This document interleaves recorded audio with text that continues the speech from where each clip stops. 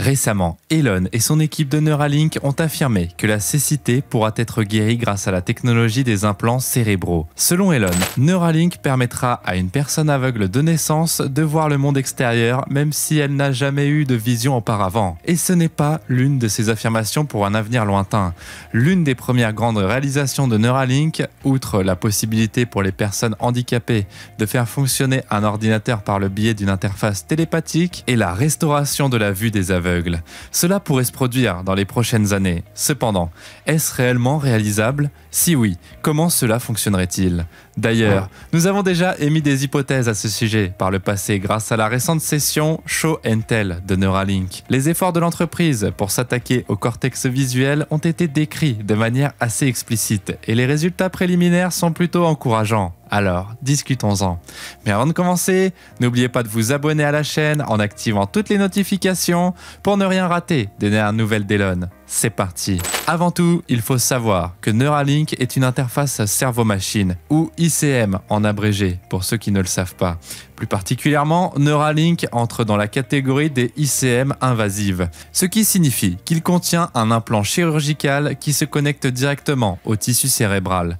Cela offre une liaison à bande passante maximale avec les neurones et constitue, de loin, l'approche la plus efficace pour lire les données directement dans le cerveau. Bien évidemment, toutes les petites cellules qui envoient et reçoivent des impulsions électriques dans votre cerveau et votre système nerveux sont appelées neurones. Toute l'expérience humaine est constituée de ces impulsions électriques. Par conséquent, les neurones permettent à chaque signal sensoriel provenant du monde extérieur de pénétrer dans votre cerveau. D'ailleurs, les neurones sont responsables de l'envoi de toutes les instructions motrices à vos muscles.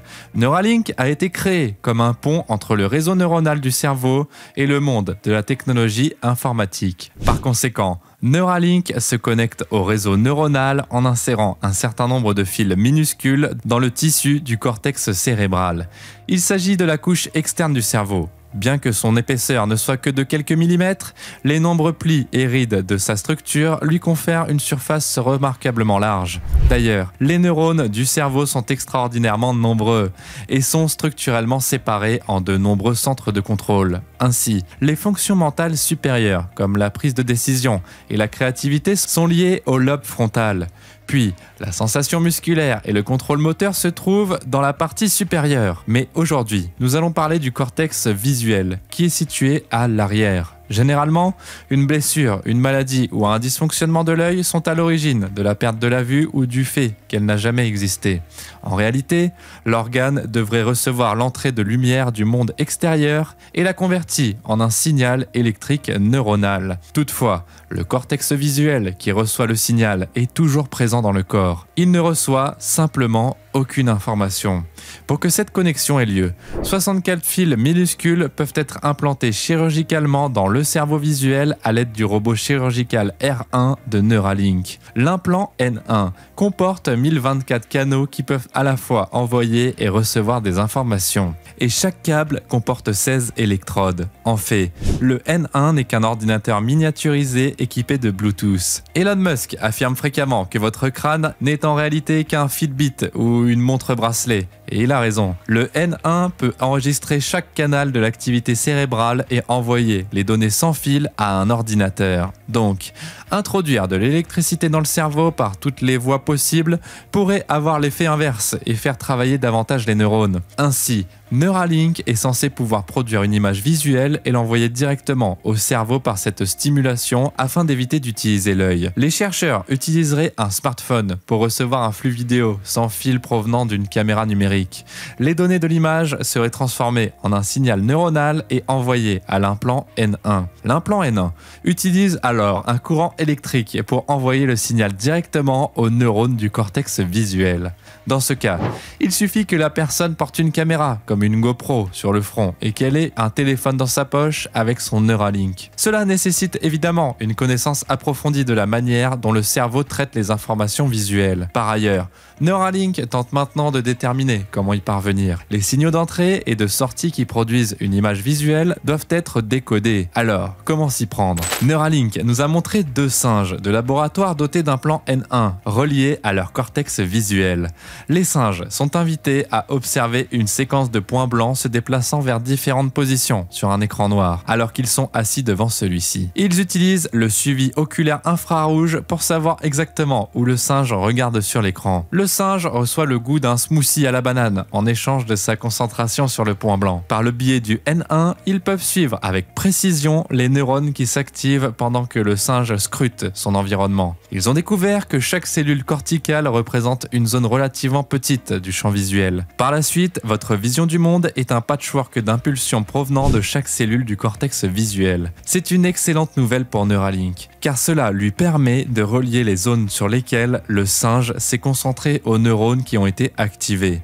Ils pourront ainsi déterminer quelle partie du cerveau contrôle quelle partie de la perception visuelle. Après quoi, ils pourront commencer à faire fonctionner le système à l'envers. À l'aide de l'électrode, Neuralink a de cette façon créé des visualisations dans le cerveau du singe. Ils ont découvert que lorsqu'ils activaient un certain neurone, un flash apparaissait dans le champ de vision du singe. Le singe se tournait automatiquement vers l'endroit où il avait perçu le flash, puisqu'il avait été conditionné à se concentrer sur les points blancs de l'écran. Neuralink est alors en mesure de déterminer, à l'aide de la technologie de suivi des yeux, quelle partie du champ visuel a été affectée par la stimulation neuronale spécifique. Mais je suis comme vous, et je trouve ça bizarre. Mais vous pouvez y penser comme si chaque neurone de votre cerveau visuel était comme un pixel sur un écran. Vous pouvez rendre ce pixel blanc en stimulant électriquement la cellule en question. Si les bonnes cellules sont activées d'une certaine manière, l'écran peut afficher une image en noir et blanc. Actuellement, Neuralink est dans une position similaire. Ils ont le pouvoir de transformer l'obscurité en lumière et ils peuvent diriger leur attaque sur des zones spécifiques du champ de vision. Ils sont donc très sûrs de pouvoir produire une image en noir et blanc assez détaillée. Toutefois, l'ajout de la couleur est une toute autre affaire. Ils ne l'ont même pas encore abordé. Il est évident qu'il faut un très grand nombre d'électrodes pour activer toutes les cellules du cortex visuel et produire quelque chose d'aussi détaillé que ce que nos yeux peuvent voir. Une densité d'images plus élevée ou une meilleure résolution résulte de la présence d'un plus grand nombre d'électrodes. Par conséquent, l'outil d'implantation N1 et le robot chirurgical R1 devront tous deux être mis à jour. Il faut aussi tenir compte du fait que le cerveau visuel présente des plis très profonds. Les câbles devront donc pénétrer plus profondément dans le cerveau afin d'entrer en contact avec chaque cellule. Ils pénètrent actuellement à environ 1 mm.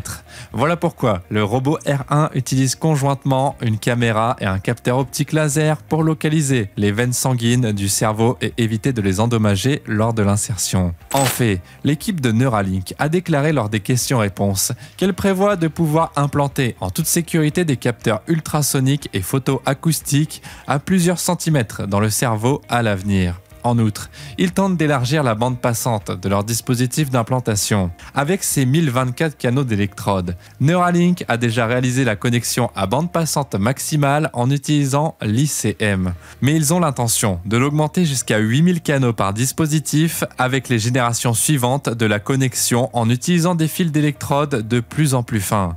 Et les scientifiques semblent assez sûrs qu'en implantant 2 de ces futurs dispositifs, un de chaque côté du cortex visuel, pour un total de 16 000 électrodes, ils pourront éclairer complètement une personne qui vit dans l'obscurité. Et c'est assez encourageant de considérer cela. Georgie Leforge, un aveugle à qui on a accordé le pouvoir de voir grâce à la merveilleuse technologie futuriste du 23e siècle, sera reconnaissable par tous ceux qui ont regardé Star Trek. Il est absurde d'imaginer que nous ne ferions rien de tel dans 200 ans. La cécité pourrait être guérie dans les 20 prochaines années. Et bien sûr, ce n'est que la face émergée de ce qu'un Neuralink pourrait être capable de faire. En réalité, l'objectif d'Elon Musk pour cette entreprise est de créer un produit auquel les gens peuvent faire confiance, qui soit abordable et qui puisse être fabriqué en grande quantité. Il prévoit de fabriquer des milliers, puis des millions de ces implants afin que la chirurgie puisse être pratiquée sur autant de personnes que la chirurgie oculaire au laser. à l'avenir.